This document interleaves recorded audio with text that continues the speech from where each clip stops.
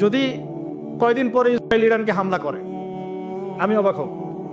এটা অবাক হব না যদি কয়দিন পর লেবাননে গিয়ে সে আক্রমণ করে, সে যদি কয়দিন পর মিশরে আবার আক্রমণ করে, জর্ডানে আবার আক্রমণ করে, আমি অবাক হব না। অচিরেই তারা পুরো বিশ্বে একটা বড় যুদ্ধ বাঁধিয়ে ছাড়বে, দেখে ইনশাআল্লাহ।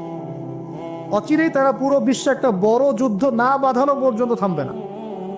নবীজি বলেছেন সাল্লাল্লাহু আলাইহি ওয়াসাল্লাম, আমি না থাকলে আমার চাচাকে জাহান্নামের একদম অতল তলে রাখা হতো।